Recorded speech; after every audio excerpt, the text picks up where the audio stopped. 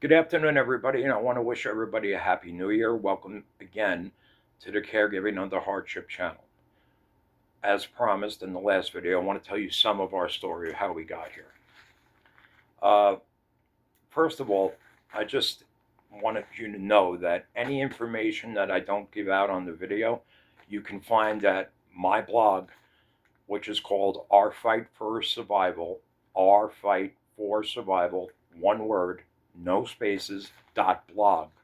And it'll come right up in your Google bar, or you can go to WordPress, either the website or the app, and you can find our Fight for Survival.blog, and you can find many of the information biographical and most of how we got to this point there.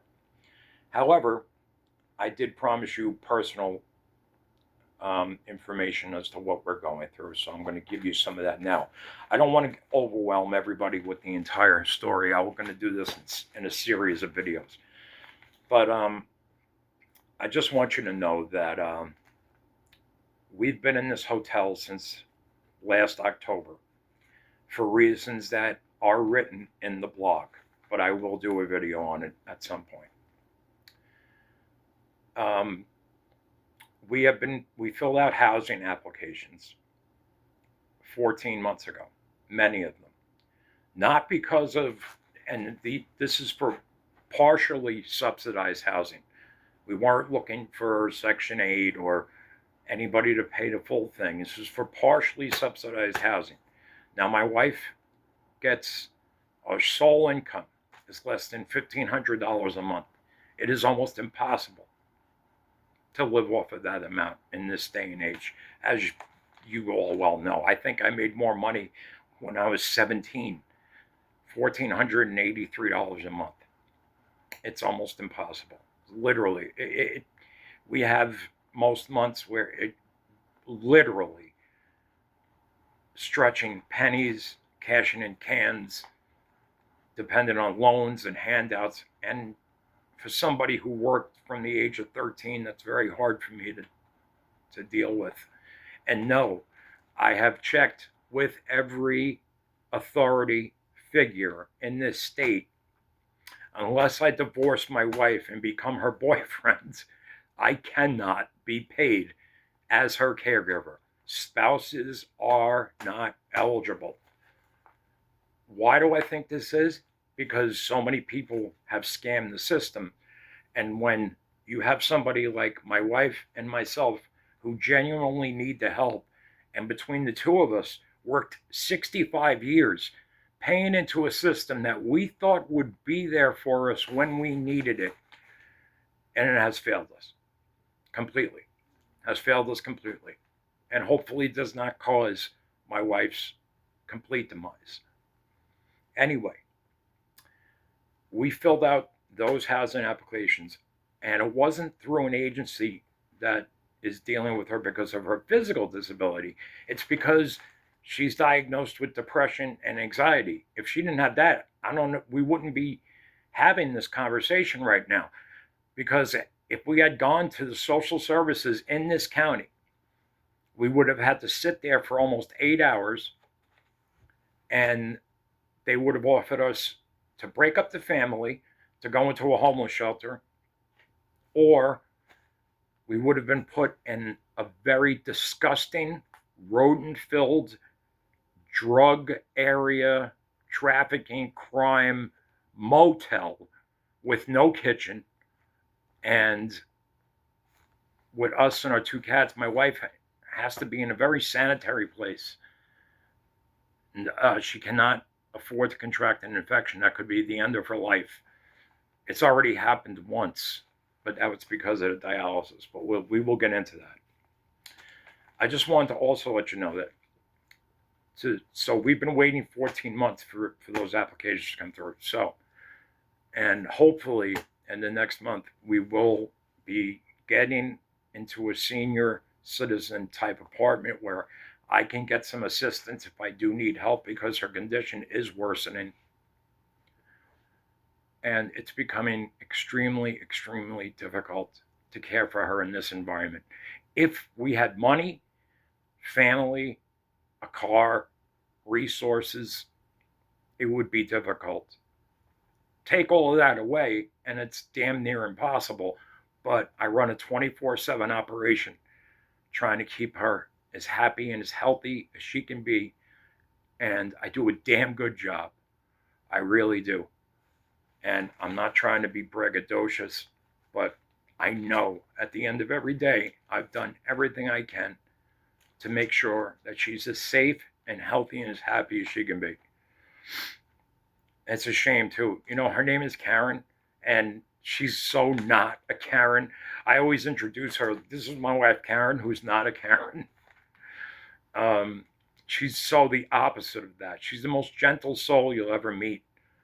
She's so gentle to the fact that she's allowed people to walk all over her entire life. And has been ghosted by many of her friends. It's a shame. She doesn't have the ability to speak up for herself. She doesn't want anybody to make a fuss over her. She thinks she doesn't deserve to be showered with attention and love. And I've done everything I could to make her feel that she is worthy. We all are. We all are worthy. I've had problems with that myself. So that's one of the daily battles that I have, is to make sure that her self-esteem is strong. But that's a very difficult thing. Anyway, we found out that my wife's kidneys were failing in 2023 when she caught sepsis of her appendix. Okay, there are many things that happened before that. I will explain that in another video. But in addition to the diabetes, which caused all this, she also has atrial fibrillation. Thank God she has never had an episode. She's on a blood thinner for that. She has thyroid disease. She's on levothyroxine for that. She's anemic. Okay. Gastroparesis, which is an inability to digest food properly, absorption of food, which is probably why she's anemic. She also has celiac disease, so she cannot eat gluten. She has a hiatal hernia, high blood pressure, and like I said, depression and anxiety. Because of the anemia, she also cannot be operated on. Her adhesive capsulitis, which is shoulders are frozen, so she can't really raise her arms up that much without pain. She has a torn meniscus in each knee. She has carpal tunnel syndrome. All of these things cannot be operated on, or the doctors didn't want to operate on her because of her magnesium levels. And that's secondary now compared to the fight she is in for her very life with the kidney and the liver.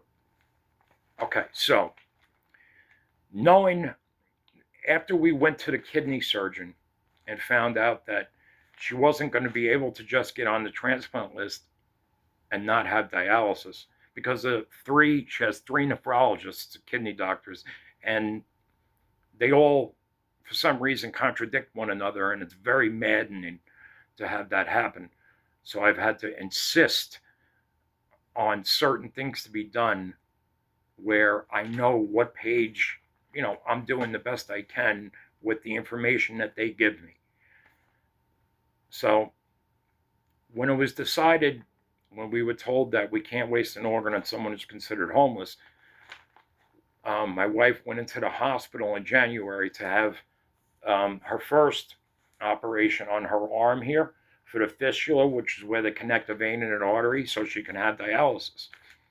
She also had a chest catheter put in because they have to start dialysis with the chest catheter because it takes time for the fistula to mature. Well, that being said, my wife this year has had 6 operations on her fistula and 3 different surgeons, because not one of them, except the last one, could get the thing to work right. Not only that, having the chest catheter in is not a long-term solution for dialysis. It's not supposed to be. It's not advisable. The complications that can arise, and they have, with 2 months after she started dialysis. Okay, she caught an infection at the site, even though I cleaned it every day. And she caught a urinary tract infection so bad that because of the fluid restriction and dialysis, she's only allowed to have 1 liter of fluids a day. She developed a bladder stone that was 18 millimeters by 14 millimeters, and that had to sit inside of her for over 2 months before it was be able to be operated on while the infection cleared up. Every time she would go to try to pee, and she had to wear diapers during the whole thing because she couldn't control her bladder. She would hold on to herself, and it was so horrifying to watch because she was in so much pain and chills, and it was so difficult. But they could not operate on her until the infection cleared up, and it took so many cultures until they found the exact antibiotic that would work on it. Finally, they landed on cefixime, 400 milligrams of cefixime, and that is what killed the infection enough to where she had the stone blasted about 3.5 months ago. So she's had 6 operations on her arm for the fistula and the 7th operation to get her bladder stone out. All while we're living here in this hotel, making less than $1,500 a month, and waiting for housing that we were supposed to have months ago. This would be difficult enough with money, family, resources, and a car. Take away all those things, because I had to sell our 23-year-old car to pay rent here, and lose my dignity by asking for donations, handouts, and loans, which you'll also see on the blog. It's difficult. It's very difficult, but I will keep fighting every single day, 24/7, to keep her as happy and as healthy as possible. I run a 24/7 operation to do so, and I promise you, at some point, I will win. I will win. Anyway, that's part 2 of what caregiving under hardship is going to be about. That's just some of the story. Like I said, go to Our Fight for Survival, one word, .blog, and you'll see the story. And if you would like to help this channel grow, to help me out to take care of Karen, there are ways you can do that in the description of this channel. I'm not asking for anything right now. If you can, it's not anything that has to be. I make it work somehow with what we have. And I have gotten through this with the help of a very few great strangers that we've never physically met, but who have become really good friends. I just want you to know that if you're going through anything similar to this, or if you're going through any hardship, I feel for you. Our hearts go out to you. My heart does, especially. If I can help in any way by sharing my experience, that will fulfill me greater than any money can. So I will see you next time, and we're going to start getting into the real meat and potatoes of this caregiving thing, okay?